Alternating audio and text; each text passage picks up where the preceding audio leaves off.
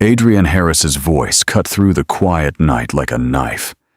Rain poured down from the dark sky in heavy sheets, and thunder rolled in the distance, like a warning no one had listened to. Eleanor stood in the hallway, her small hands trembling at her sides. She looked at her son's face, the face she had kissed 1,000 times, the face she had watched grow from a baby into a man, and she barely recognized it. "Adrian," she said softly. "My son, please." Adrian grabbed her old bag, the same bag she had carried for years, patched at the corner with a strip of black tape, and threw it through the open front door. It landed hard on the wet ground outside, sliding into a puddle on the pavement. Eleanor flinched at the sound. Behind Adrian, in the warm light of the living room, stood Lydia. She was in a silk robe, her arms folded across her chest, watching with calm, steady eyes. She said nothing. She didn't need to. "I have given you everything," Adrian said, his voice low and shaking now. "I brought you here. I gave you a room. I gave you food. And you can't even respect my wife in my own house." "I have always respected her," Eleanor began. "Enough." His voice cracked the air again. "I'm tired, Mom. I'm tired of the fighting. I'm tired of coming home to a war every single day." Eleanor looked at him with eyes full of tears she was too proud to let fall. "I never wanted to fight, my son. I never wanted any of this." "Then leave," he said. "Just please. Just go." Eleanor looked past him at Lydia one last time. Lydia turned away and walked back into the living room without a word. Eleanor bent down slowly.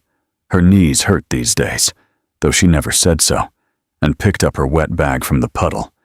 She held it against her chest. She looked at Adrian one more time. He was staring at the floor, his jaw tight, his hands gripping the edge of the door. "Take care of yourself, my son," she said quietly. Then she stepped out into the rain.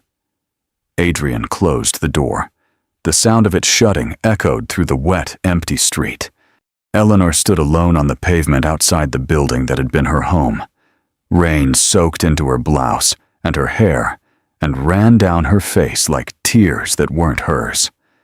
She looked up at the yellow light of the 7th-floor window far above her. Lightning flashed white across the sky. "I'm not angry," she whispered into the rain. Not to Adrian, not to Lydia, just out into the cold air toward whatever was listening. "I'm not angry. I just pray that one day he understands." Then she turned and walked slowly down the empty, wet street, her old bag clutched to her chest, her steps small and careful on the slippery ground. She disappeared into the darkness. But this was not the beginning of the story. Adrian Harris grew up on a street so narrow that 2 cars could barely pass each other without one of them climbing the curb. The house he grew up in was small and old. The walls were painted yellow, or they used to be a long time ago. By the time Adrian was old enough to notice them, they had faded to the color of dry grass, peeling at the corners in little curls. The roof had a hole on the left side that let in water every rainy season. His mother fixed it each time with thick plastic bags and pieces of old rubber, climbing carefully on a chair near the wall to press them into place. There were 2 rooms, one for his mother, one for Adrian, where he slept on a foam mattress on the floor. They didn't have much, but they had each other. And his mother, Eleanor Harris, had a way of making very little feel like more than enough. She was not a tall woman. She was small and soft-spoken, with gentle brown eyes and hands that were always busy. Rough hands, the kind of hands that told a story without words. Every crack and callus a mark left by years of hard work, done quietly without complaint. She cleaned houses for other people, for different houses, for different families, 6 days a week. She washed their dishes, scrubbed their floors, folded their clothes, cooked their food. Then she came home, tired, sometimes limping, sometimes with nothing left, and cooked for Adrian too. She had raised him completely alone. Adrian's father had died when Adrian was only a small child. He didn't remember his father clearly, just a blur, a warmth, a shape in an old photograph on a shelf. Eleanor had never remarried. When neighbors asked her why, she always gave the same answer, soft and certain. My son is enough for me. He's all the family I need. Every dollar she earned went to Adrian. School fees, textbooks, a uniform that fit properly, a bag that didn't fall apart. Small things that cost her large pieces of herself, piece by piece, year by year. As Adrian grew older, she stopped buying new clothes for herself entirely for a while, so that he could have the right materials for his exams. Adrian didn't know this until much later. She never told him. That was the kind of woman she was. She gave quietly, in ways you only discovered after the fact, when you looked back and started counting the sacrifices. When Adrian got into university, Eleanor cried for an entire evening. Not sad tears, the other kind, the kind that shake you and fill you at the same time, because something you prayed for in the dark for so many years has finally come true. She had held the acceptance letter in both hands, reading it slowly, her lips moving with each word. Then she had looked up at Adrian with those soft brown eyes and pulled him into a hug so tight he could barely breathe. "You did it," she kept saying into his shoulder. "You did it. You did it." Adrian had laughed and hugged her back, lifting her small body slightly off the ground, the way he used to when he was younger, and thought it was the funniest thing in the world. "We did it, Mom," he told her, and he had meant it. Standing in that faded yellow house on the narrow street, he had meant every word of it. That boy, that grateful, humble boy, who knew exactly what his mother had given up for him, that boy was real. The question this story asks is a painful one. What happened to him? University changed Adrian, though not all at once. It happened the way most important changes happen, slowly, quietly, in such small steps that you don't notice until you are already somewhere very far from where you started. He was a serious student. He worked hard because he understood, better than most of his classmates, what it had cost to get there. While other students slept late and complained about early lectures, Adrian was already in his seat, notebook open, pen ready. While others called home asking for more money, Adrian found small jobs on campus, helping in the library, tutoring younger students in math, so that his mother wouldn't have to send as much. He graduated near the top of his class. He got a job at a business company in the city shortly after his final exam. He wore his one good shirt to the interview and told himself it was enough. It was enough. They hired him. The city was a different kind of world. Adrian had visited before, for his university entrance exam, once or twice after that. But living in it was different from visiting. The city had a smell, a sound, a speed that got inside you. Everything moved fast. Everyone seemed to know something you didn't. Everyone seemed to be going somewhere important. Adrian watched, and he learned. He learned how to dress for a city office. He learned which words to use in meetings, and which ones made you sound like you didn't belong. He learned that in the city, people judged you in the first moments, before you had even opened your mouth, by your shoes, your watch, the way you walked into a room. He learned all of this, and he used it. He was promoted, then again, later. His salary grew, his apartment grew. First a single room he shared with 2 other young men, then a small flat of his own, then something bigger, then bigger again. He sent money home to his mother every month without fail. That part never changed. Not in the beginning. Every month he called her. Every month he asked about her health, her neighbors, the house. Every month he wired her money and felt, in some quiet corner of his chest, that he was doing right by her, that all of her sacrifice was being answered. And Eleanor received the money and said the same thing every time, her voice warm and steady through the phone. "Thank you, my son. God bless you. I am proud of you." For a while, that was enough for both of them. But the city kept changing Adrian. And the changes were not all good. The thing about success, real success, the kind that comes with a nice car and a high floor and people who treat you differently because of your job title, is that it is very easy to start believing that you built it all by yourself. You forget the faded yellow walls. You forget the foam mattress on the floor. You forget the time your mother wore the same dresses so you could buy exam textbooks. You don't forget on purpose. You're not a bad person. You just get busy. The present fills up with so many things: meetings, social events, new friends, new worries, that the past gets pushed further and further back, like old furniture moved to a room you don't use anymore. Adrian didn't forget his mother, but he began to see her differently.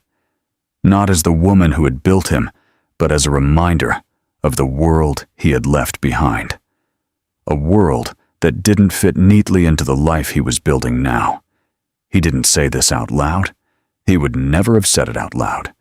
If you had asked him, he would have insisted, sincerely, that he loved his mother, that she was everything to him, that he owed her everything, and he would have believed it while he said it. But belief and behavior are two different things. And slowly, without meaning to, Adrian's behavior was beginning to tell a different story. He met Lydia at a party he almost didn't attend. His colleague had invited him at the last minute. "Come on, Adrian. You work too hard. Just come for a while." And Adrian had gone mostly to be polite, expecting to stand in a corner with a drink and leave as soon as it was acceptable. He had not expected Lydia. She was standing near the large window at the far end of the room, holding a glass of something sparkling, talking to two other women. She was wearing a dark green dress that caught the light when she moved. Her hair was pinned up in a style that looked both careful and effortless. She was laughing at something, a real laugh, not the careful, controlled kind people use at parties when they want to seem charming. Adrian looked at her and forgot about leaving early. He found a reason to move closer. He found a reason to be introduced. He found within the first moments of talking to her that she was sharp and interesting and funny in a dry, unexpected way. She worked in marketing. She had opinions about things. She was not impressed by him immediately. She made him work for her attention, and somehow that made him want her attention more. They talked until the party ended. He asked for her number. She gave it to him, but slowly, like she was still deciding. He called the next day. Lydia grew up differently from Adrian. Not wealthy, exactly, but comfortable. Her family had always had enough, and sometimes more than enough. She had gone to good schools without worrying about fees. She had traveled. She knew how to move in rooms full of people who had money and expected certain things from the people around them. She was not a cruel woman, but she was a precise one.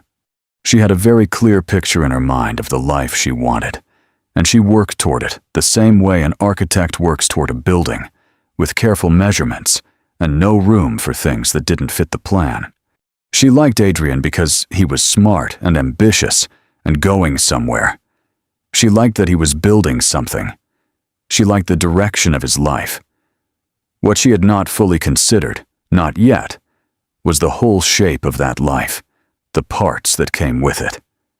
They dated for some time before Adrian proposed.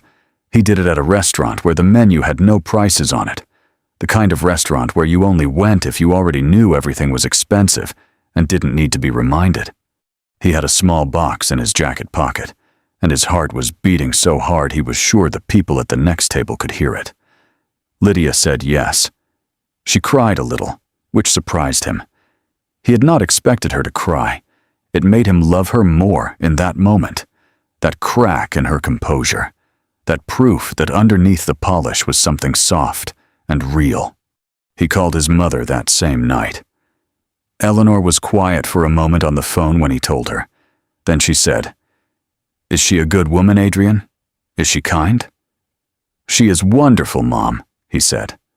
Another pause. "Then I'm happy for you, my son. Bring her to meet me." He did later. The meeting was polite. Lydia was charming and well-behaved. Eleanor served tea and small biscuits and asked careful, gentle questions. Everyone smiled. But something in Eleanor's eyes, something old and quiet and experienced, noticed things that Adrian missed. She noticed that Lydia's smiles didn't quite reach her eyes when she looked around the small, simple room. She noticed the way Lydia touched the arm of the old chair, just for a second, then pulled her hand back as if the plainness of it might transfer to her skin. She noticed. She said nothing. The wedding was beautiful. It was the kind of wedding that people took many photographs at and posted everywhere and talked about for a long time afterward. Adrian had spent more on it than he was entirely comfortable with, but Lydia had a vision, and the vision required a certain budget, and Adrian loved her enough to make it happen. Eleanor sat in the front row in a new dress, blue with small white flowers on it, that Adrian had chosen for her and paid for. She looked lovely in it, though she kept smoothing it with her hands the way people do when they're not used to wearing something new. When Adrian walked past her on his way to the front, she reached out and caught his hand. He stopped. She looked up at him with those warm brown eyes, and for just one moment, just one, it was only the two of them. The music, the guests, the flowers, the whole beautiful, expensive day fell away.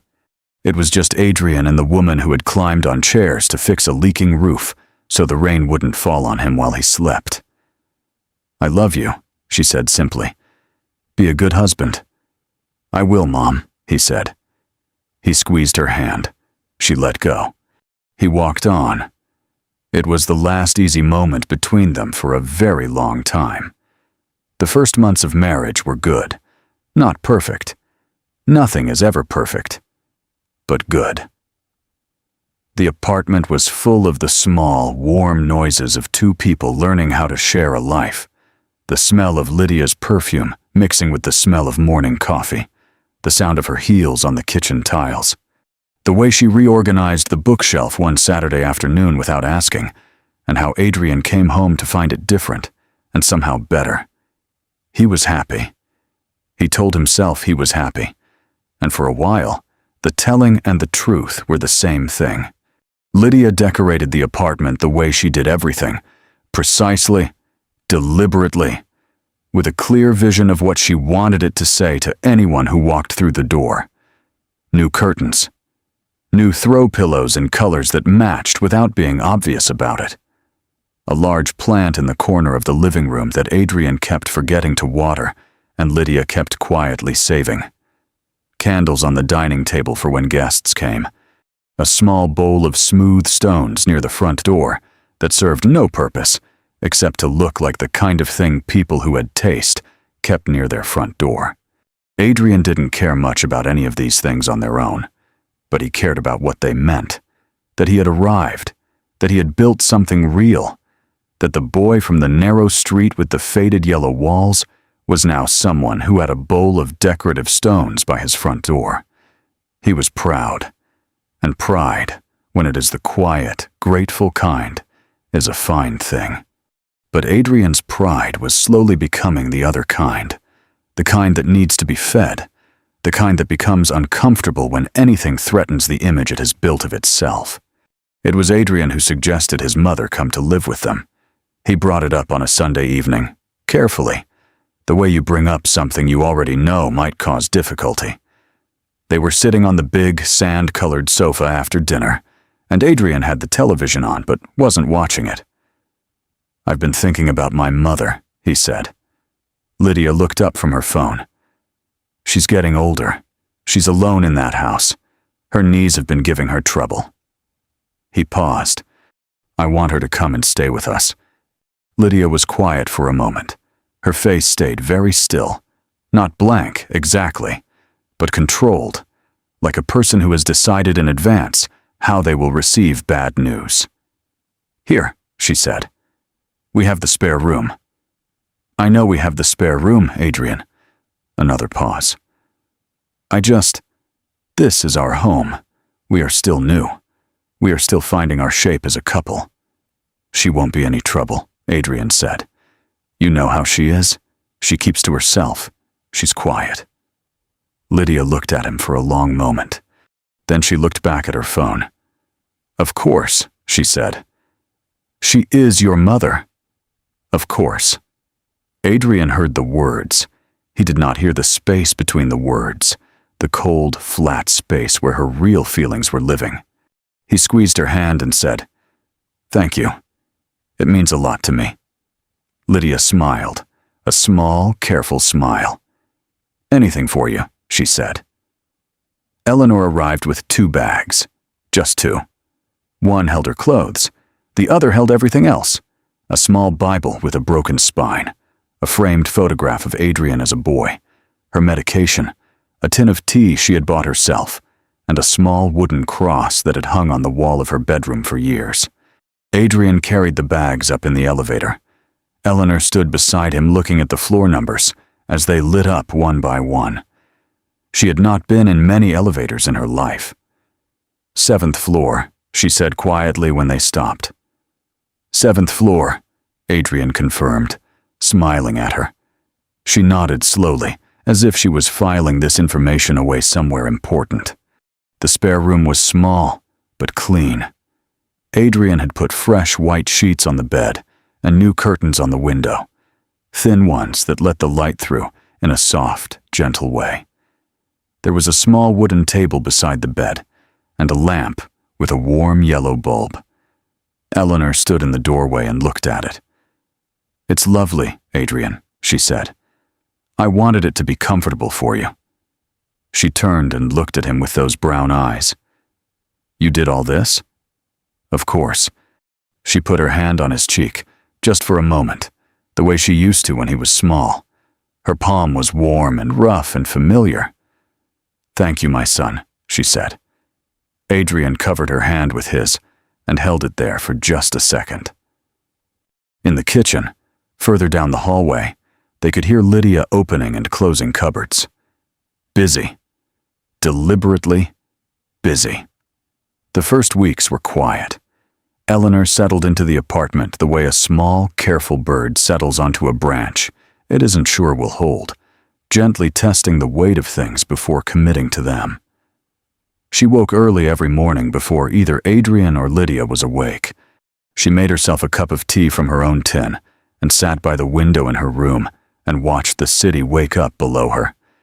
She had never lived this high before.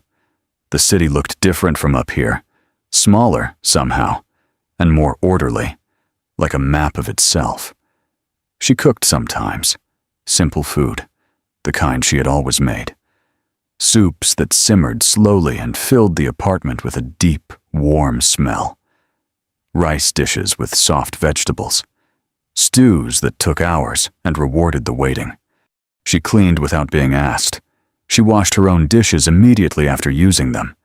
She folded her blankets every morning with the sharp, precise corners of someone who had grown up with very little space and learned early to keep what space she had neat. She asked for nothing. When guests came, and guests came often because Lydia liked hosting, Eleanor greeted them politely and then excused herself. She went to her room and read her Bible, or sat quietly until the voices in the living room grew less and the front door closed. She was trying very hard to be easy, to take up the smallest possible amount of space, to give Lydia no reason, to simply exist in the apartment the way a shadow exists, present, but not demanding anything from the light. But Lydia was not a woman who ignored things she had decided to pay attention to, and she had decided to pay attention to Eleanor. Not loudly, not obviously, not in ways Adrian could easily point to and say, "That is not fair." That was not Lydia's way. Her way was quieter than that. And in some ways, quieter things do more damage. It started with how she spoke about Eleanor when other people were around. Not cruel words, never cruel words that could be quoted back to her later. Just a certain tone, a kind of tired patience in her voice that made it sound like she was being very generous by tolerating something difficult. A small sigh before she answered questions about how things were going at home. A slight pause before she said, "Yes, Adrian's mother is staying with us." That pause doing more work than any sentence could. People noticed the pause. They were supposed to. One evening, Adrian came home from work to find Lydia in the kitchen. She was making a salad, her movements sharp and efficient, the knife hitting the chopping board with more force than necessary. He kissed her cheek. She turned it toward him without stopping chopping. "Long day?" he asked. "Eleanor was talking to the building security guard again," she said. "For a long time. He came to tell me when I was coming in that she'd been down there keeping him company." Adrian set his bag down. She was probably just lonely. She doesn't know many people here. She was telling him about her life, where she grew up, her old market. Lydia set the knife down carefully. "Adrian, the security guard is connected to important people. You know I'm trying to get that account." She looked at him steadily. "It matters how we are perceived in this building, by everyone, even the security guard." Adrian opened his mouth, closed it again. "She was just being friendly," he said finally. "I know," Lydia said, picking up the knife again. "I know she was. I'm just saying it matters, Adrian. Our image matters. The whole picture of who we are, it matters." Adrian took his bag to the bedroom and sat on the edge of the bed for a moment. He told himself Lydia had a point. He told himself it was just about business. He told himself this for quite a while sitting there on the edge of the bed. It took longer than it should have. Eleanor noticed the change in Adrian before she could name it. It was not one thing. It was never one thing with people you love. It is always a collection of small things that gather slowly, like clouds, until one day you look up and realize the sky is a different color than it used to be. It was the way he greeted her when he came home. He still greeted her. He was not a monster. Not yet. But the greeting had changed. Before he would come and sit with her for a few minutes, ask about her day, tell her something about his. Now he said, "Hi, Mom, how are you?" Without really waiting for the answer, already moving through the hallway toward the bedroom. It was the way he stopped joining her for her morning tea on the weekends. He used to do this sometimes, come in while she was sitting by the window, pour himself a cup, sit beside her, and watch the city quietly. It was one of her favorite things. Then it stopped. It was the way he stopped meeting her eyes when Lydia was in the room. That one hurt the most. Eleanor had raised this boy. She knew every expression on his face, the way a musician knows every note in a song they have played 1,000 times. And she knew what it meant when he stopped meeting her eyes. It meant he was ashamed, not of something she had done, of her. She did not cry about this. She was not built for crying over her own pain. She had spent too many years being strong to know how to stop, even when strength was no longer required. Instead, she prayed. Every morning by the window with her tea, she prayed quietly, her lips barely moving, her hands folded around the warm cup. She prayed for Adrian. She prayed for Lydia. She prayed for the marriage because she understood, even with everything, that a broken marriage would hurt her son, and she did not want her son to hurt. She was praying for the happiness of the people who were making her unhappy. That was the kind of woman Eleanor was. But things continued to change. Lydia's comments grew less careful. One afternoon, Eleanor was in the kitchen making soup when Lydia came in. She looked at the pot on the stove. She looked at the wooden spoon in Eleanor's hand. She looked at the small scattering of ingredients on the counter. Onions, tomatoes, a bundle of fresh herbs. "I was planning to cook tonight," Lydia said. Oh. Eleanor reached for the stove dial. I'm sorry, I didn't know. It's fine. Lydia's voice was flat. I'll just never mind. I'll order food. She left.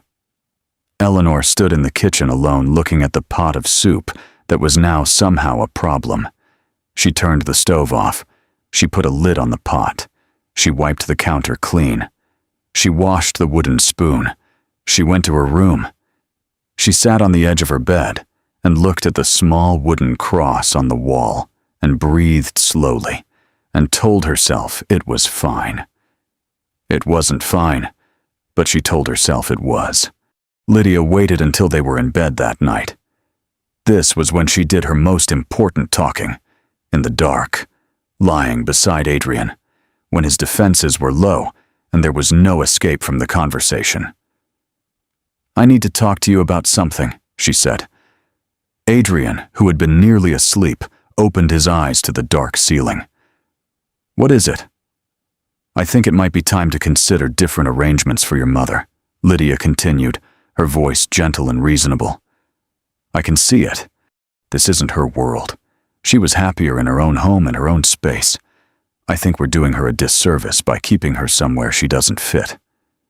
Adrian said nothing for a long moment. She's fine, he said. She told me she's fine. Adrian. A pause, soft and deliberate. She goes to her room every time we have guests. She doesn't join us for dinner when my friends are here. She spends most of her time alone. Does that sound like a woman who is happy? Adrian stared at the ceiling.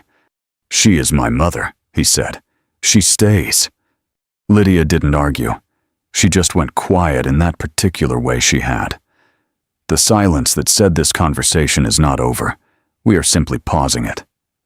Adrian lay in the dark and stared at the ceiling and told himself he had done the right thing. Time passed. The apartment that had once felt like a home began to feel like a place where two different wars were being fought at the same time. One loud, one quiet, and both of them damaging in their own way. The loud war was between Lydia and Eleanor. The quiet war was inside Adrian. Lydia had stopped pretending. Not completely. She was still careful in front of certain people, still wore the mask when it mattered for appearances. But inside the apartment, when it was just the three of them, she no longer worked very hard to hide how she felt. She stopped greeting Eleanor in the mornings. She would walk into the kitchen where Eleanor was sitting with her tea and move around her as if she were a piece of furniture that had been placed slightly in the wrong position. Not aggressive, just absent. Like Eleanor wasn't quite real enough to require acknowledgement. Eleanor would say, "Good morning, Lydia," in her soft, steady voice. Lydia would open the refrigerator or pour her coffee or check her phone. Sometimes she said, "Morning," back, quickly, distantly, like throwing a coin into a cup without looking. Sometimes she said nothing at all. Adrian saw this. He saw it every morning he was home, and something uncomfortable moved through him each time. A feeling he could not quite name because naming it would have required him to do something about it. So he didn't name it. He poured his own coffee and checked his own phone and told himself that these were small things, that all families had friction, that it would smooth out with time. He was lying to himself. He knew it.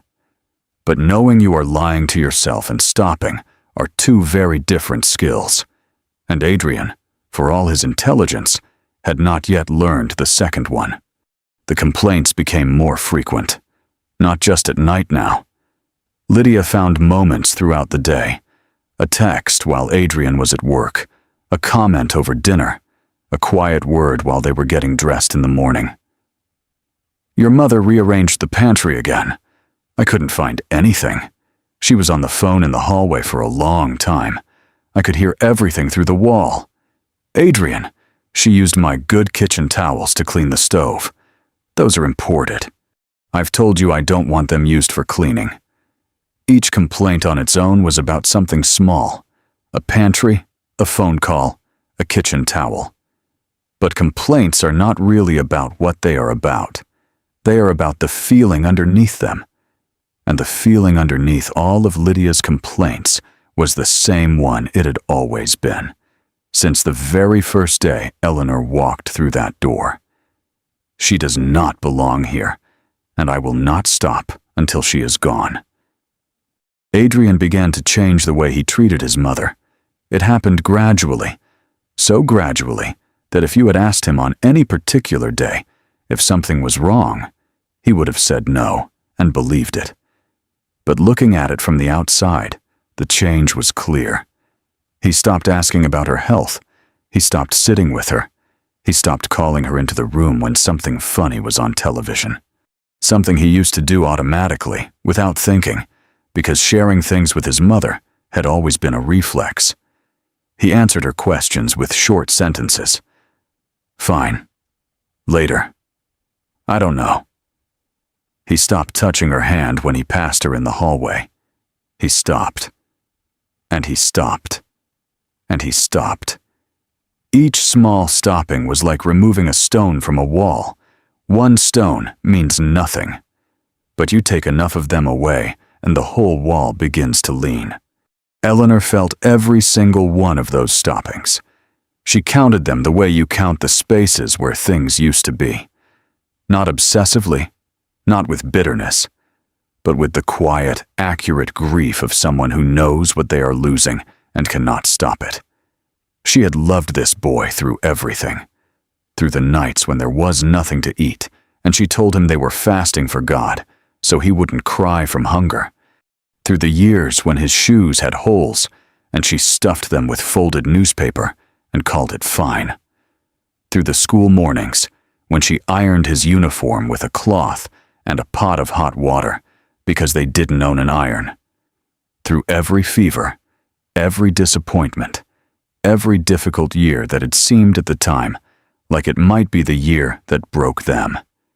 It had never broken them, but something was breaking now. And the strange, painful thing was this time, she was helpless. There were no holes to stuff with newspaper. There was no fever to press a cool cloth against. There was nothing to fix, because the broken thing was not a material thing. It was her son's heart. And hearts, unlike shoes and roofs, cannot be fixed by a mother's hands. They can only be reached by a mother's love, and only if the son is willing to let that love in. Adrian had begun to close the door. Her health was suffering. Quietly, privately, as everything with Eleanor was quiet and private. The tablets she took every morning kept her blood pressure from climbing too high. But tablets work best when the person taking them is also resting, eating well, avoiding stress. The body is not a machine that can be maintained with medication alone, while everything else falls apart. Eleanor was not resting. She lay awake some nights listening to the sounds of the apartment. Lydia's sharp laugh from behind the closed bedroom door, the television low and distant, the hum of the city far below. She lay awake and prayed and tried not to think about the faded yellow house on the narrow street, which suddenly felt very far away. She was eating less. Not because there wasn't food. The apartment was full of food. But appetite is connected to more than hunger. It is connected to comfort, to belonging, to the feeling that you are welcome in the place where you are sitting.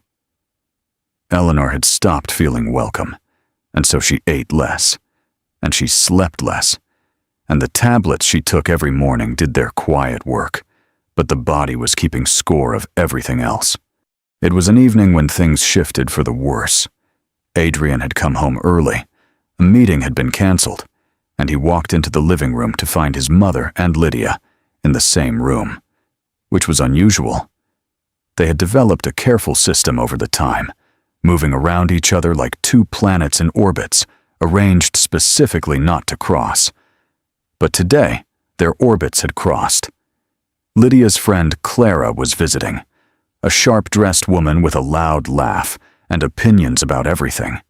She was sitting on the big sofa with a glass of white wine, and Lydia was beside her, and Eleanor was in the armchair in the corner with a cup of tea because she had been there first and hadn't realized Clara was coming. Adrian stood in the hallway and watched for a moment before anyone saw him. Clara was talking about a restaurant she had been to, something about the decor, the lighting, the way the waiters were dressed. And Eleanor, in her gentle way, was listening and nodding. Then Clara turned to her and said cheerfully enough, "And what about you, Mama? Do you like going out to restaurants?" Eleanor smiled. "Not very often. I prefer a home-cooked meal. I made soup today, actually. Adrian's favorite since he was small." Clara smiled pleasantly. "How lovely. What kind of soup?" "Groundnut soup," Eleanor said. "With dry fish, the way his grandmother taught me. I had to go to different shops to find the right dry fish." Lydia laughed, quickly, lightly, the kind of laugh that interrupts. "Clara doesn't need the whole recipe, Mom." She said it pleasantly enough. She smiled while she said it. But Mom in Lydia's mouth sounded like a word with a closed fist inside it. Eleanor stopped talking immediately. She looked into her cup of tea. Clara glanced between them, sensing something she couldn't quite name, and changed the subject. Adrian stepped back into the hallway without entering the room. He had heard everything. He stood there for a moment, his hand on the wall, his chest tight with something he didn't want to feel. Then he went to the bedroom, changed out of his work clothes, and came out again, as if he had just arrived. He said nothing about what he had heard. He said nothing. That night, in the dark, Lydia's voice came again. "I want to talk to you about your mother." Adrian said nothing. He had been waiting for this. He could feel the shape of it coming, the way you feel rain coming before the first drop falls. "I think we both know this isn't working," she said, "for anyone. Not for us. Not for her. She is unhappy here, Adrian. You can see it." "She's fine," he said, but his voice was flatter than before, less certain. "Clara noticed it today," Lydia said. "She asked me afterward if everything was okay. It's becoming noticeable." Adrian closed his eyes. "She is my mother," he said. "I know she is." Lydia's voice was perfectly patient, perfectly reasonable. "And I know you love her. But love is not just about keeping someone close. Sometimes love is knowing when a situation is not good for someone. She would be more comfortable in her own space, in her own world." "Her own world," Adrian repeated quietly. "You know what I mean." He did know what she meant. He wished he didn't. "She has a home," Lydia continued softly. "A real home. One that is hers. One where she doesn't have to adjust herself every day to fit around us. You could hire someone to check on her. You send her money anyway. She would have everything she needs." Adrian lay still. The city hummed far below the 7th floor window. "I'm not saying this to be cruel," Lydia said. "I'm saying it because I love you, and I want us to have a real marriage, a real home. And right now, Adrian, right now, I feel like I am living in someone else's house." This was clever. This was very clever because Adrian loved her, and he did not want her to feel that way. And Lydia knew that. She knew exactly where the soft spots were, and she pressed them gently but firmly, the way a person presses a bruise to see how bad it is. "Let me think about it," Adrian said, which was not no. And Lydia, who understood the difference very well, went quiet and let him think. The following time were the worst. Adrian was thinking, and the thinking was changing him in ways you could see on his face if you knew him well enough to look. He became quieter at home, not in the peaceful way, in the way of a man who is building something in his head and doesn't want to be interrupted. He spent more time in the bedroom with the door closed. He worked late more often. He came home after Eleanor was already in her room for the night. He was avoiding her, not because he didn't love her, because he did. Because looking at her while he was thinking what he was thinking was unbearable. because her face, gentle, patient, asking for nothing, was a mirror he was not ready to look into. Eleanor knew.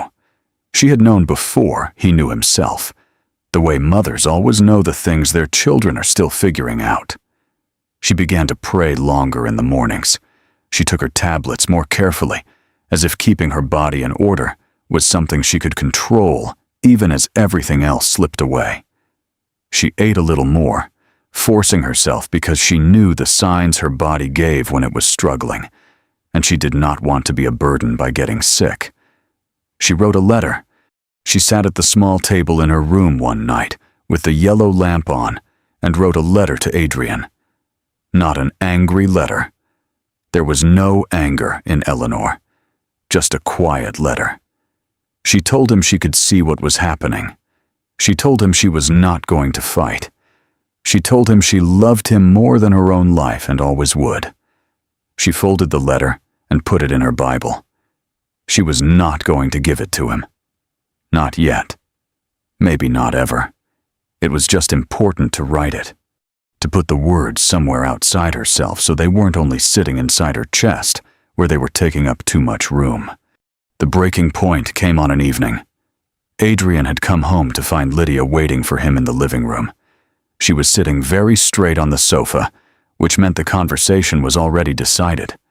She had chosen the chair, chosen the posture, chosen the moment. Everything was arranged. "Sit down, Adrian," she said.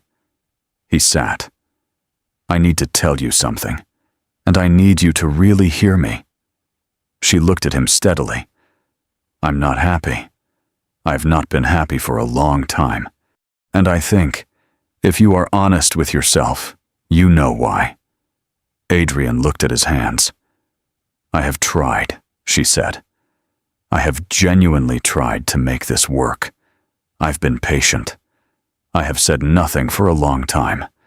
But I have reached the end of my patience, Adrian, and I need you to understand that." He looked up. "I cannot live like this anymore," she said. "I cannot build a life with you while your mother is in this apartment. I cannot. And so I need you to make a choice." The room was very quiet. The city hummed far below. "Her," Lydia said, her voice steady and clear. "Or me." Adrian stared at her. "That's the choice," she said. "I'm not trying to be cruel. I'm being honest. It's her or me, Adrian. You cannot have both." He sat with those words for a long time that night. After Lydia went to bed, he sat in the living room in the dark, not turning on any lights. The city below the window threw soft light upward, orange and white and pale yellow, and it lit the room just enough that he could see the shapes of things without seeing them clearly, which was how his mind felt. He could see the shapes of the things he needed to think about. His marriage, his mother, his life, the choice being handed to him, but he couldn't see them clearly. Every time he tried to think directly about one thing, another thing moved in the way. He told himself that Lydia was right, that it wasn't working, that Eleanor would be more comfortable in her own home, that he would take care of her financially, that she would be fine. He told himself this carefully and slowly, building it like a wall, one brick at a time. And the wall held as long as he didn't think about her hands, her rough, worn hands folded around a cup of tea by the window, the same hands that had ironed his school uniform with a pot of hot water, the same hands that had pressed plastic bags into a leaking roof so the rain wouldn't fall on him while he slept. Every time he thought about her hands, the wall came down. So he stopped thinking about her hands. And by the time morning came, gray and slow through the window, the wall was standing. Morning came like it always does, without asking if you were ready for it. Adrian sat in the living room as the gray light slowly turned gold, and the city below the window woke up piece by piece. He heard the first cars. He heard a bird somewhere. He never knew where birds found places to sit in a city this dense, but they always did. He heard the elevator down the hall open and close. He had not slept. His eyes were dry and his back ached from the sofa, and his mouth tasted like the stale end of a long, bad night. But the wall he had built in his mind was still standing. He checked it carefully, the way you check a structure after a storm, looking for cracks, for weak places, for anything that might give way under pressure. He went to the bedroom. Lydia was awake, sitting up in bed with her phone. She looked at him when he came in, a careful measuring look, the look of someone who sent out a question and is now waiting for the answer to come back. Adrian sat on the edge of the bed. "Okay," he said. Just that one word. Lydia looked at him for a moment longer. Then she nodded once slowly. She put her phone down. "I think it's the right decision," she said, "for everyone." Adrian said nothing. He went to the bathroom and turned on the shower and stood under the hot water for a long time, longer than necessary, letting the noise of it fill his head so that nothing else could. He told himself he would do it gently. He told himself he would sit his mother down, explain calmly, tell her it was temporary, maybe not even use the word permanent. He would tell her he had found someone to check on her at the old house. He would increase the money he sent her. He would visit. It would be fine. He told himself this plan all morning, but the morning passed, and he did not do it. He had breakfast, and read the news on his phone, and drove to work, and sat in meetings, and drove home again, and had dinner. All of it with the plan sitting in his chest, like something he had swallowed that wasn't going down. He kept looking at his mother across the dinner table. She was eating quietly as she always did. She had made rice, plain white rice with a simple tomato sauce, because she had noticed Adrian looked tired, and tired people in her experience wanted simple food. She had made it without being asked, and without saying anything about it. She looked up once, and caught him looking at her. She smiled. He looked back down at his plate. Time passed like this. Adrian carrying the plan around inside him. Not doing it. Finding reasons not to. Too busy. Not the right moment. He would do it later. He would do it soon. Lydia noticed. She said nothing directly, but the temperature in the apartment dropped. She was less warm in the evenings. She answered Adrian's questions briefly. She went to bed early and lay with her back to him in the dark, which was its own message. One written in cold, clear language that needed no translation. Adrian understood the message. He did not have more time. On a day he came home to noise. He heard it before he opened the front door. Voices, both of them, coming from inside. Not shouting, not yet, but the kind of tight, controlled talking that is one step below shouting and working its way there. He opened the door. Lydia was standing in the middle of the living room. Eleanor was near the hallway that led to her bedroom, her hands clasped in front of her, her back very straight. They both turned when Adrian came in. "Tell her," Lydia said immediately. "Tell her what you told me." Adrian looked between them. "What happened?" "Your mother," Lydia stopped, started again. "Your mother spoke to my sister on the phone today. My sister called the house, and your mother answered, and they spoke for a long time." Adrian looked at Eleanor. "She called while I was in the shower," Eleanor said quietly. "I didn't want her to think no one was home. We just talked. She is a pleasant young woman. She told my sister things about our home," Lydia said. "Personal things, about our life, about me." "I said nothing bad about anyone," Eleanor said. Her voice was calm, but there was something underneath it, a trembling deep down, like the trembling of the ground far below the surface. "We spoke about Adrian as a boy. We spoke about the family. Nothing harmful." "That is not your story to tell." Lydia's voice cracked open now. The control broke. "This is my home, my marriage, my family.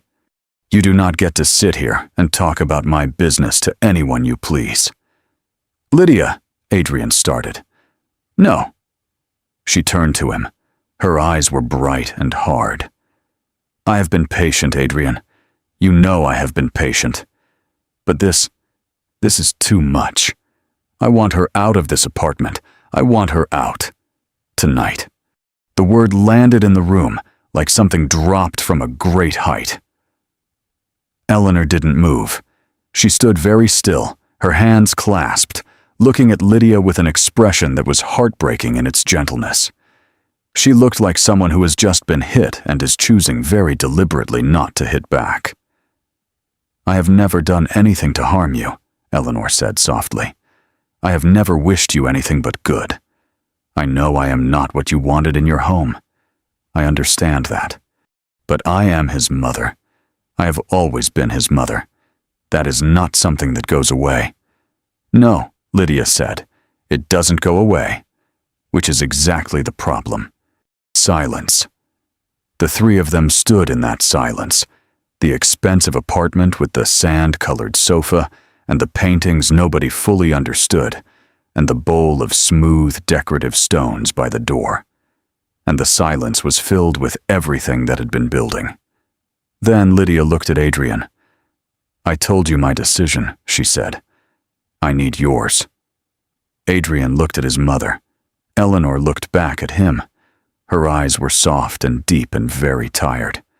But she wasn't asking him for anything. That was the thing that cut deepest. She wasn't asking. She wasn't pleading. She was just looking at him with those eyes that had watched him since the first moment he existed in the world. He thought about the wall he had built. He checked it one more time. It held. "Mom," he said. His voice came out strange, thinner than he expected, like it was being squeezed through something too small. "I think maybe it's better if you go back to the house." The room went very quiet. "We'll sort everything out. I'll make sure you have everything you need. We can talk about visits." "Adrian?" Eleanor's voice was barely above a whisper. He stopped. She looked at him for a long moment. Something moved across her face. Pain, yes, but something else underneath it. Something that looked impossibly like understanding. Like she had already known this was coming and had spent the days since making her peace with it. "I'll pack my things," she said. She turned and walked down the hallway to her room. Adrian stood in the living room and did not move. Lydia sat down on the sofa. She picked up her phone. The storm that had been in her face a few moments ago was already settling. The kind of settling that happens when a person gets what they wanted and no longer needs the storm. From down the hallway came soft sounds, drawers opening, the zipper of a bag, the small, quiet sounds of a life being packed up. Adrian should have gone to help her. He knew this. Some part of him was shouting it, but his feet were not listening to that part. He went to the kitchen instead.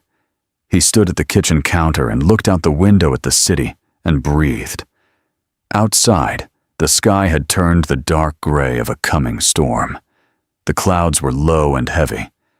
While Adrian had been at work and then at the dinner table not looking at his mother, the weather had been building toward something. He noticed it now. He noticed it too late. Eleanor came out later. She had her 2 bags, the same 2 she had arrived with, the one with her clothes and the one with everything else. She had put on her coat, a brown coat that was a little too thin for the weather because it was the only one she had. She came down the hallway and stopped in the living room doorway. Lydia didn't look up from her phone. Eleanor looked at Adrian. He finally turned from the kitchen window to face her. For a moment, just a brief, terrible moment, his face almost broke. You could see it happening like ice beginning to crack under weight. His jaw tightened. His eyes went bright. His hands resting on the counter gripped the edge. Then he made himself stop. He made himself stop the same way you stop a flood by building something fast and hard against it and hoping it holds. "I'll call a cab," he said. "I don't need a cab," Eleanor said. "I know the way." "Mom, it's late." "I know the way," she said again gently. "I know how to find my own house, Adrian. I've been finding my own way for a long time." He flinched. She hadn't meant it as a blow, but it landed like one. He walked her to the door because he could not make himself not do that.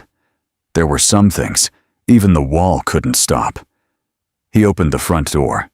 Outside in the hallway, the building's air conditioning hummed its constant, indifferent hum.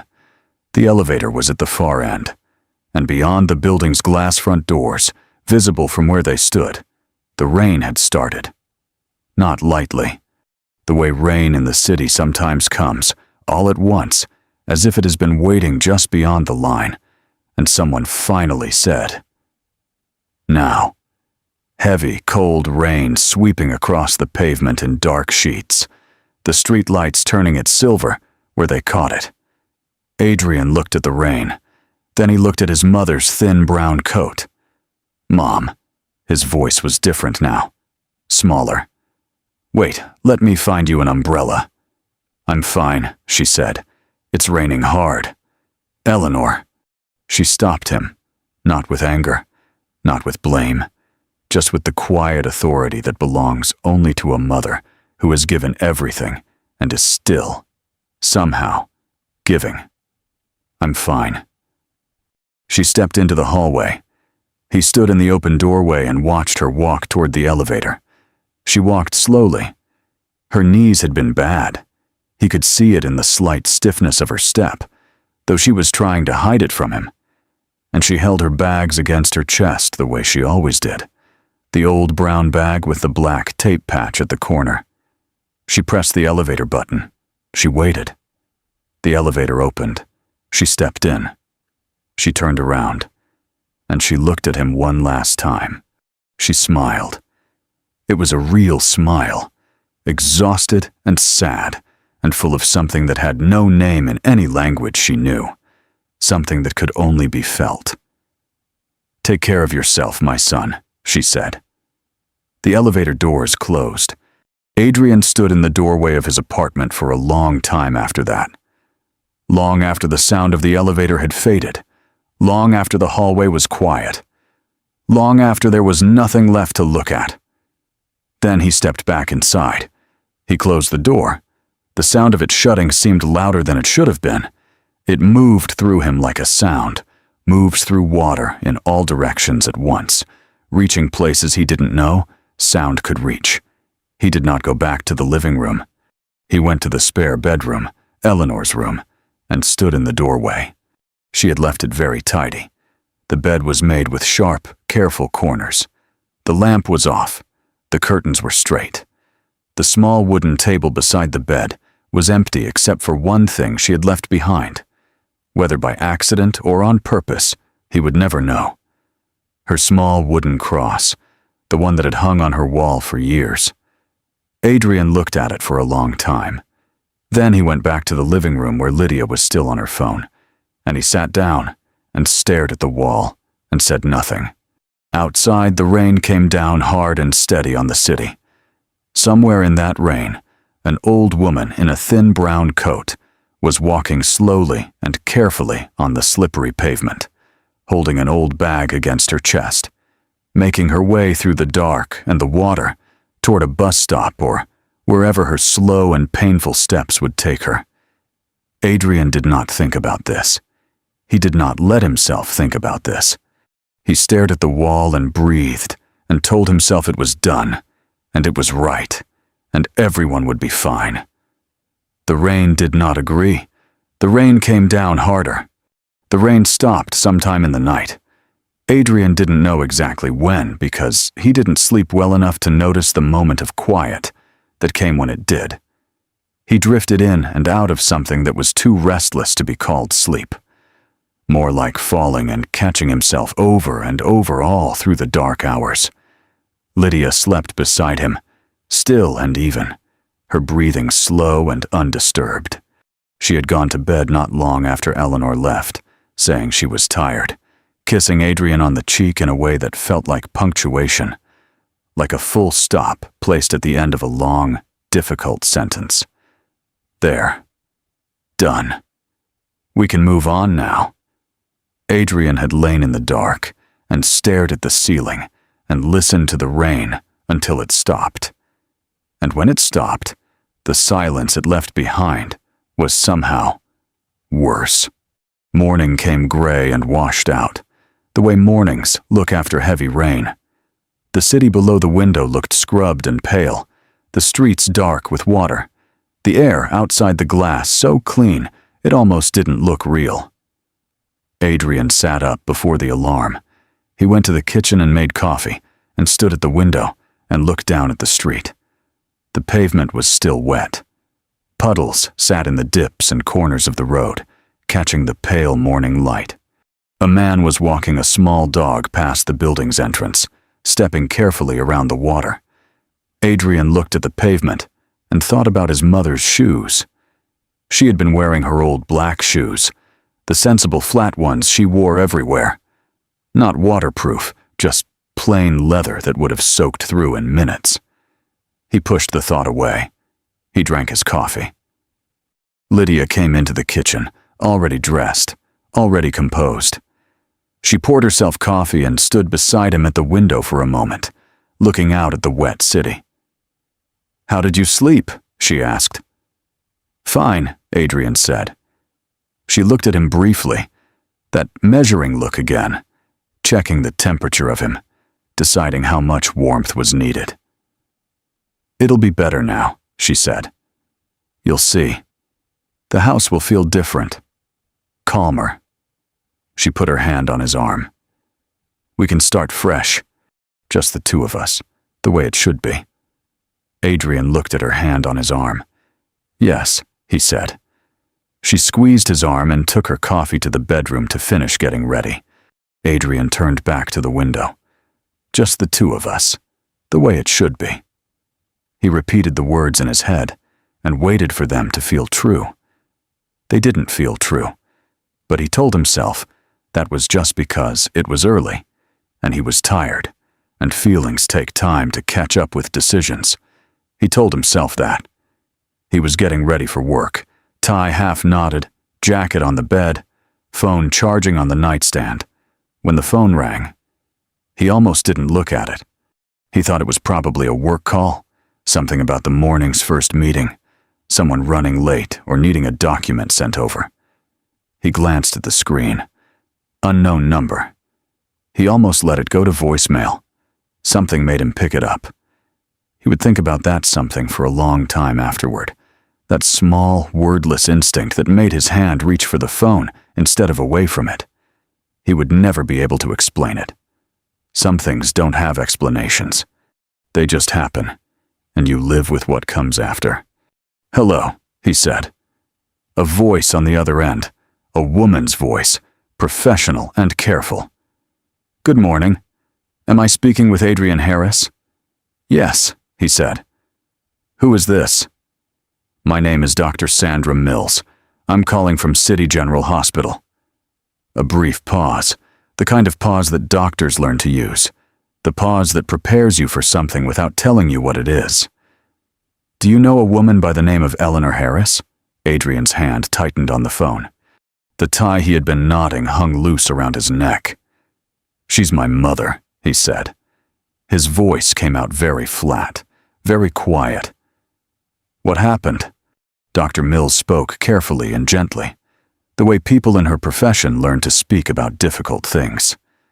She told him that Eleanor had been found by a night security guard near the bus stop, not far from Adrian's building.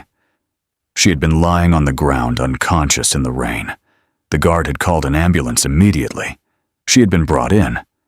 She had been unconscious since then. Her blood pressure was critically high. She was in the intensive care unit. She was stable for now, but the doctor used the word stable, the way people use it when they want to give you something to hold on to, without promising that it will hold. Adrian listened to all of this, standing in the middle of the bedroom, with the tie hanging around his neck and his jacket still on the bed. When Dr. Mills finished, she said, "I'd recommend you come as soon as you can, Mr. Harris." "I'm coming," he said. "I'm coming right now." He hung up. He stood still for a moment of absolute stillness, like a man who has been hit and hasn't yet started falling. Then the falling started. Not outwardly. Outwardly, he moved fast and purposefully, grabbing his jacket from the bed, looking for his keys, calling the elevator before he had even reached the hallway. But inside, something was falling that would take a very long time to reach the bottom. Lydia appeared in the bedroom doorway. "What's happening? Who called?" "The hospital," Adrian said. He couldn't look at her. He was looking for his keys. Where were his keys? "My mother was found unconscious in the rain, near the bus stop." Silence. He found his keys on the nightstand. "Adrian," Lydia said. Her voice was careful. "I'm sure she'll be." "I have to go," he said. He went. The drive to City General took some time. Adrian knew this because he counted. He didn't know why he counted. It was not useful information. But his mind needed something to hold on to, and counting was the only thing it could find. Traffic lights, turns, minutes. He would think later about that drive, about how Eleanor had been lying on wet pavement not far from his building. He could have walked there in moments. He could have looked out his window if he had known, if he had just known, and been there. But he hadn't known, because he had closed the door. City General Hospital in the morning is a world of its own. People moving fast through corridors, trolleys, voices, the smell of antiseptic that gets into your nose and stays there.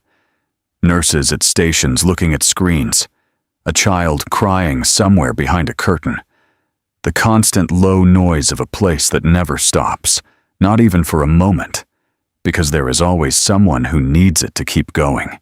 Adrian walked to the front desk and gave his name and his mother's name, and followed a nurse in pale blue scrubs down a long corridor and through a set of double doors and into the intensive care unit. He had never been in an ICU before.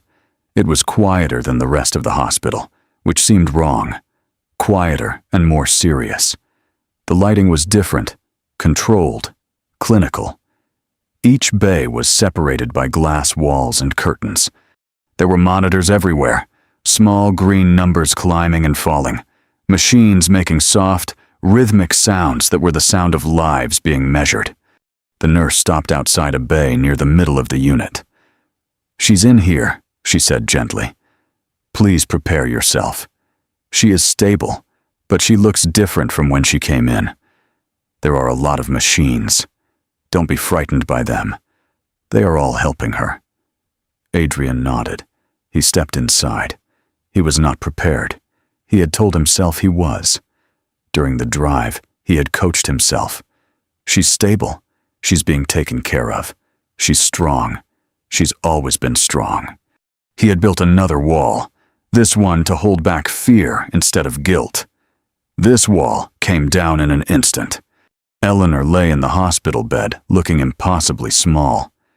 She had always been a small woman, but she had never seemed small.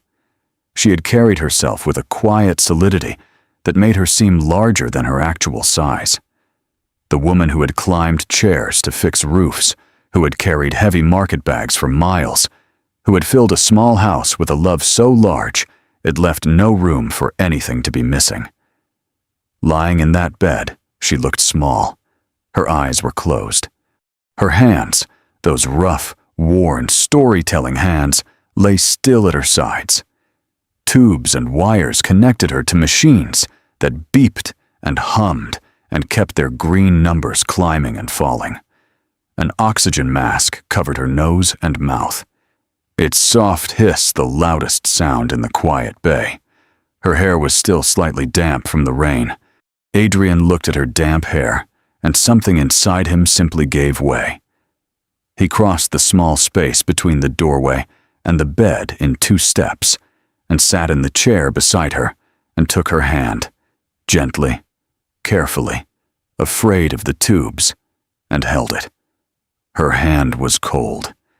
He held it with both of his and breathed, or tried to breathe, and looked at her face, and understood for the first time, in a way that crashed through every wall he had ever built, exactly what he had done. He had done this. Not the rain, not the night, not the bus stop, or the wet pavement or the cold. He had opened the door and he had pushed her through it, and he had closed the door, and he had stood in the kitchen and drunk his coffee and stared at the wall and told himself it was right and everyone would be fine. And she had walked out into the rain in her thin brown coat and her plain black shoes that were not waterproof, and she had walked through heavy rain in the dark with her bad knees and her blood pressure condition, and she had made it as far as the bus stop before her body simply said, "I cannot." He had done this. The knowing of it was not like a thought. It was like a physical thing, like something being placed on your chest, heavy and immovable, the weight of it so complete that breathing required effort. Adrian sat beside his mother's bed and held her cold hand and breathed with effort and didn't cry. Not because he didn't feel the crying, but because the crying was too big to come out all at once. It sat behind his eyes in a hot, enormous pressure waiting. Dr. Mills came in after a few minutes. She was a calm woman in her 40s, with reading glasses pushed up on her head, and the particular expression of someone who delivers difficult news regularly and has learned that kindness matters more than softness. She explained again what she had told him on the phone, but now with more detail. Eleanor's blood pressure had reached a dangerously high level, likely building over a period of time, worsened by the cold and the physical exertion of walking in the rain. And, Dr. Mills said carefully, by stress. Has she been under significant stress recently? The doctor asked. Adrian looked at his mother's still face. Yes, he said quietly. She has. Dr. Mills nodded, not asking for more detail. We're managing it. She's responding to treatment. But she's not a young woman, and her heart has been working very hard. We need to see how she responds over the next several hours. Will she be okay? Adrian asked. Dr. Mills looked at him with the honest eyes of someone who will not give false comfort. We're doing everything we can for her, Mr. Harris. I can promise you that. Which was not the same as yes. Adrian understood that. He nodded, and the doctor left, and he turned back to his mother and took her hand again. He sat beside her for a long time. He called his office and said he would not be in. He did not explain why.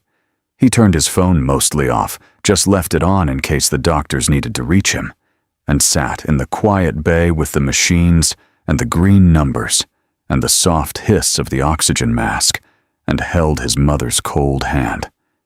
Lydia texted once, "Let me know how she is." He read it. He put the phone face down on his knee. Around midday, something changed.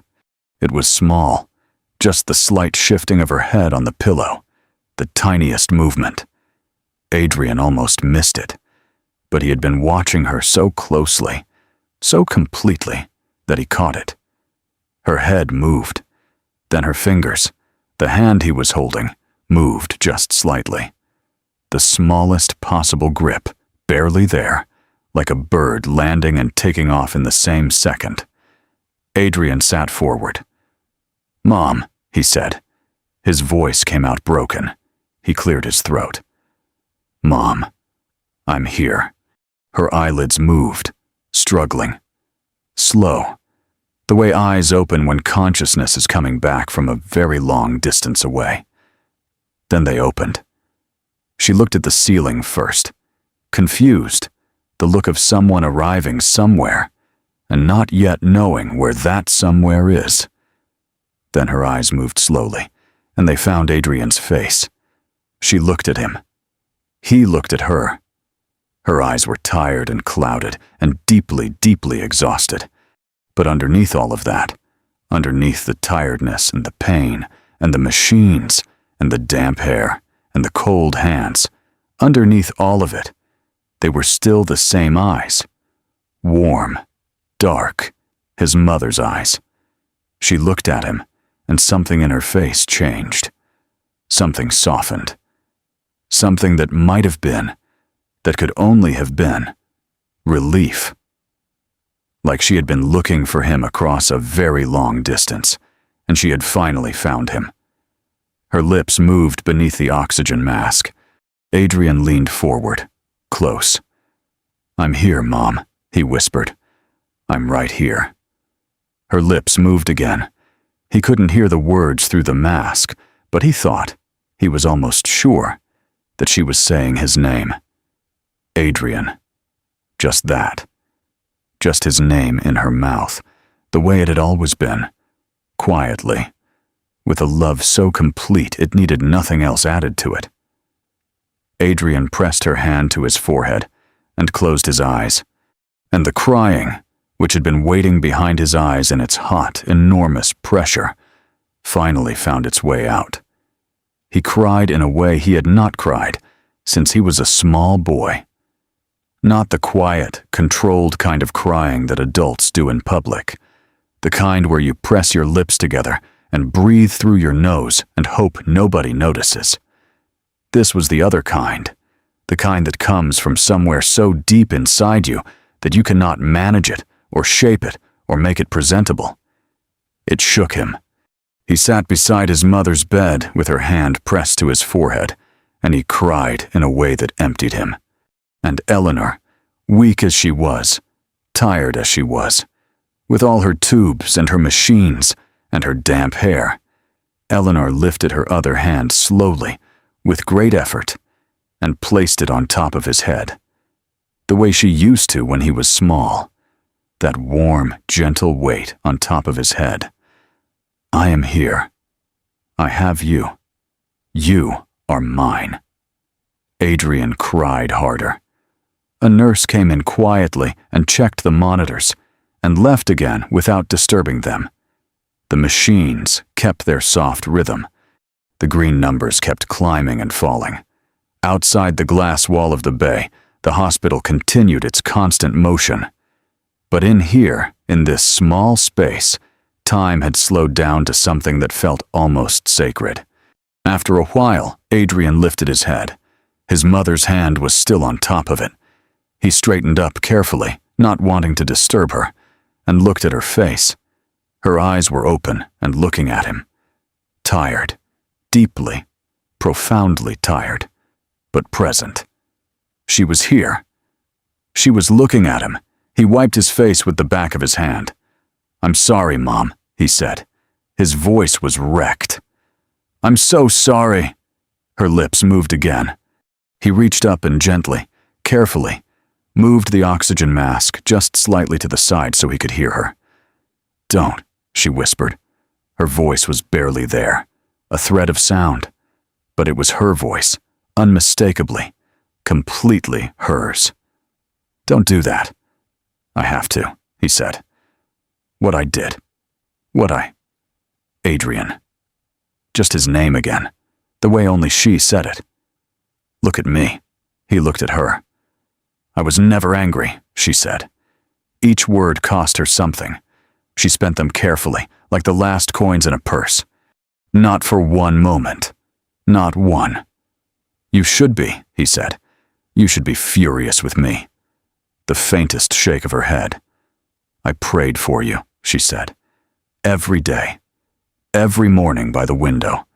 I prayed for you, and I prayed for your wife, and I prayed for your home." A pause while she gathered strength. "That is what I spent my time doing. Not being angry. Praying for you." Adrian pressed her hand to his lips. "I don't deserve that," he said against her knuckles. "No," she said simply. And then, with what might have been the ghost of a smile beneath the exhaustion, "But I gave it anyway. That is what mothers do." She slept after that. Not the alarming unconsciousness of the night before. This was real sleep, the kind that heals. The monitors confirmed it in their quiet, steady way. Dr. Mills came in and looked at the numbers and said, with careful optimism, that she was responding better than expected, that they would continue to monitor her, that it was a good sign that she had regained consciousness and been lucid. Adrian did not leave. He moved his chair close to the bed and sat with her hand in both of his and watched her sleep. He watched the gentle rise and fall of her chest. He watched the small movements of her face, the slight twitch of her eyelids, the way her mouth relaxed in sleep into something peaceful and unguarded. He watched her the way she had once watched him years ago, through fevers and nightmares and difficult nights, sitting beside his foam mattress on the floor, keeping guard. He was keeping guard now. Much too late. But he was keeping guard. Lydia arrived at the hospital in the afternoon. She was dressed well, as always. A gray coat, her hair neat, a small bag over one shoulder. She looked like she was arriving at a business meeting, which was, Adrian understood now, simply how Lydia moved through the world. There was no version of her that was unprepared for being seen. She stood in the doorway of the ICU bay and looked at Eleanor in the bed, and then at Adrian in the chair. "How is she?" she asked. "Better," Adrian said. "She woke up. She spoke." "That's good," Lydia said. She meant it. He could tell she meant it. Lydia was not a monster. She had never been a monster. She was something more complicated than that, which in some ways made everything harder. She came and stood beside him. She put her hand on his shoulder. "I'm glad she's okay," she said. Adrian looked at her hand on his shoulder. Then he looked at his mother's sleeping face. "She walked through that rain," he said. His voice was quiet. "With her bad knees, in the dark." He paused. "I didn't even know her knees were bad, Lydia. She never told me because she didn't want to worry me. She never told me she had a blood pressure condition. She never told me anything that might make her seem like a burden." Lydia said nothing. "She hid all of it," Adrian continued, "for years, so that I wouldn't feel weighed down by her." He looked up at Lydia. "She was protecting me. While I was..." He stopped. His voice had done something dangerous. He steadied it. "While I was throwing her out into the rain." "Adrian," Lydia started. "I'm not saying this to fight," he said. I'm saying it out loud because I need to hear it out loud. I need to stop letting myself not hear it." Lydia removed her hand from his shoulder. She sat down in the other chair across the bed and was quiet. They sat like that for a long time. Adrian on one side of the bed, Lydia on the other, Eleanor sleeping between them. Eventually, Lydia spoke. "I know I pushed you," she said. Not an apology exactly, more like an acknowledgement, the way you acknowledge a fact you would prefer not to be a fact. "You did," Adrian said. "I wasn't." She stopped, started again. "I didn't think she would." "Neither did I," Adrian said. "That's the thing. Neither of us thought anything would really happen. We just thought she would go, and it would be difficult for a while, and then it would be fine." He looked at his mother's face. "We didn't think about her. We thought about ourselves and what we wanted and how things looked." Lydia was quiet for a long moment. "What happens now?" she asked.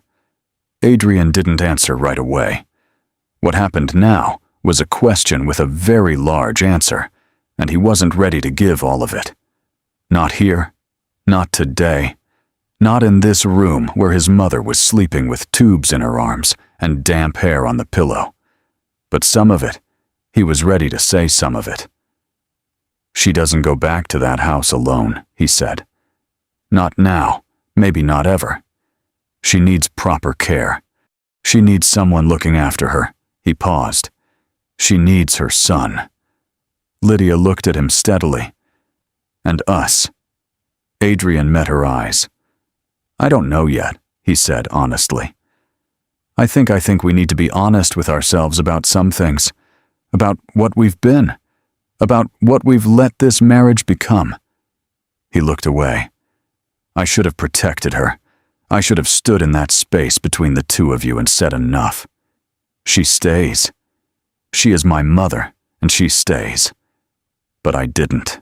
I let you push, and I pushed myself, and I told myself it was the right thing." He shook his head slowly. "It was the worst thing I have ever done." Lydia said nothing. She sat with that. And to her credit, to whatever part of her was still capable of honesty, she did not argue with it. Eleanor stayed in the hospital for some time. Adrian was there every day. He came in the mornings and stayed until the evenings. He brought her tea from the cafe down the street, the kind of tea she liked, strong with just a little milk, and he sat beside her, and they talked. They talked more in those days than they had in the past years. She told him things she had never told him, about the years when he was at university, and she was alone in the small house, how proud and how frightened she had been at the same time. About the nights she had prayed over his photograph when the house was too quiet. About the time she hadn't bought new clothes so he could have his exam materials. He had suspected this, but never known for certain, and now she told him, not to make him feel guilty, but because there was no reason to keep it quiet anymore. He told her things he had never told her, about how the city had changed him, about how he had started to see the world through Lydia's eyes without meaning to, about how he had known, somewhere deep inside himself, that what he was doing was wrong and had built walls to stop himself knowing it too clearly. She listened to all of this without interrupting, without blaming him. She asked questions sometimes, small, gentle questions that showed she was listening carefully, and when he had finished, when he had said all of the difficult things, she simply nodded. "You got lost for a while," she said. "Yes," he said. "People get lost sometimes," she said, "especially when they are trying very hard to be something, and the trying takes all their attention." She looked at him. "The important thing is finding the way back." "I'm trying to find it, Mom." She squeezed his hand. "I know you are. I can see you are." Pause. "That is enough for me. That has always been enough for me." On one day, she asked about Lydia. Adrian had been expecting this question and dreading it. "We're talking," he said carefully, "about things." "What kind of things?" He looked at the window. "Honest things. Things we should have talked about a long time ago." Eleanor was quiet for a moment. "Do you love her?" He thought about it genuinely, not the automatic answer, but the real one. "I think I loved who I thought she was," he said slowly. "Or I loved what being with her felt like, what it meant for my life, who I got to be when I was with her." He paused. "I'm not sure that's the same as loving a person." Eleanor said nothing for a moment. "Don't be too hard on her," she said finally. "She is the way she is for her own reasons. People who care so much about how things look, usually it's because somewhere inside them, they don't feel like they are enough on their own." She looked at Adrian. "That is not an excuse, but it is an explanation, and explanations help us be less angry." Adrian looked at his mother, this woman who had been pushed out into the rain, who had lain on wet pavement at a bus stop until a stranger found her, who had been brought to a hospital in critical condition, and who was now asking him not to be too hard on the woman who had made it happen. "How do you do that?" he said quietly. How are you not furious?" Eleanor looked at him with those warm brown eyes. "Because fury costs too much," she said simply. "I have spent my whole life spending my energy carefully. Fury is expensive, and it doesn't build anything." She settled back against her pillow. "I would rather spend what I have on loving you. It has always given me more back than it cost." Eleanor was discharged. Adrian drove her home himself, not to the old house on the narrow street. He had spent the time making arrangements. He had hired a woman, a kind and capable person named Mrs. Peters, to be with his mother during the days. He had had the spare bedroom at the apartment freshly prepared, new sheets, new curtains, the small lamp with its warm yellow bulb. He had talked to Lydia about this. The conversation had been long and difficult, and very honest, more honest than most of their conversations had ever been. Lydia had not argued. Something in her had shifted during those days at the hospital. She was quieter than usual, more careful, as if she was also looking at herself with new eyes and not entirely pleased with what she saw. She had said at the end of the conversation, "I'll try. I can't promise more than that, but I'll try." Adrian had nodded. "That's all I'm asking." He meant it.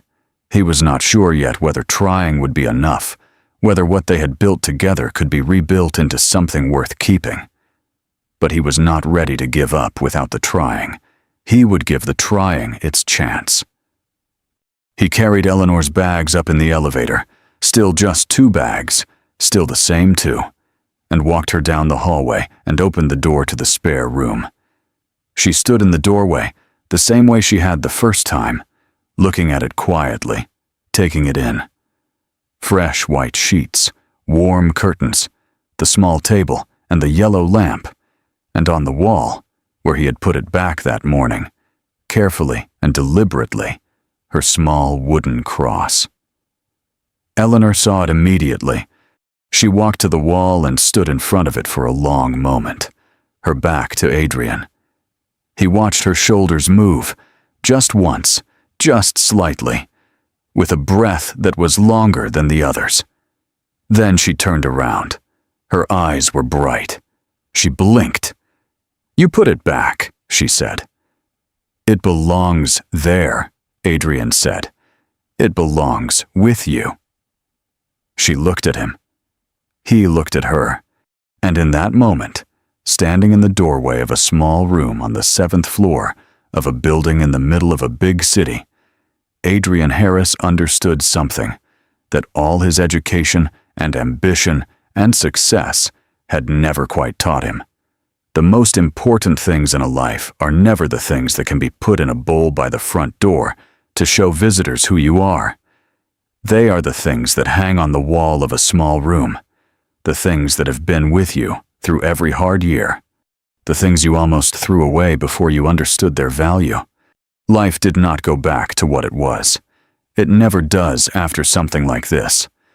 There is a version of a story where everything is repaired perfectly, where the broken pieces fit back together so neatly that you almost can't see the cracks.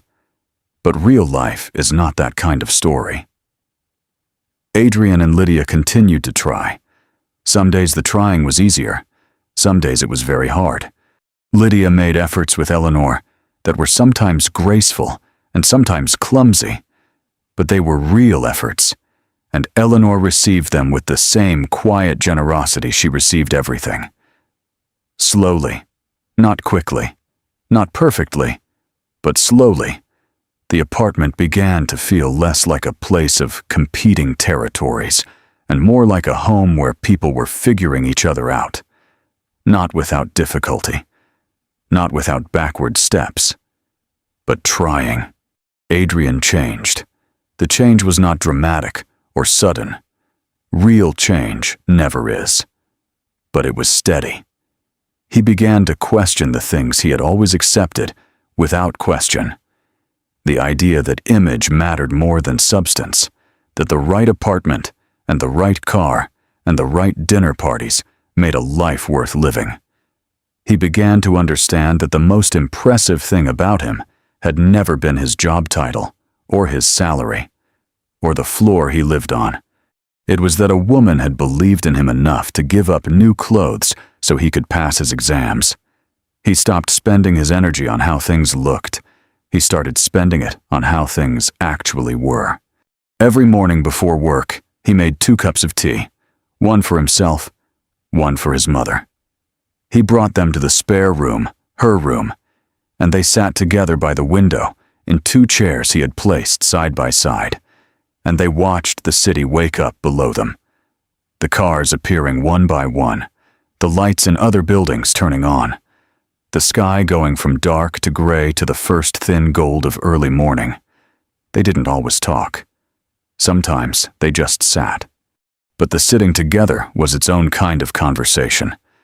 It said the things that words couldn't quite reach, that he was here, that he saw her, that he understood now, fully and without any more walls, what she had been to him and what she would always be.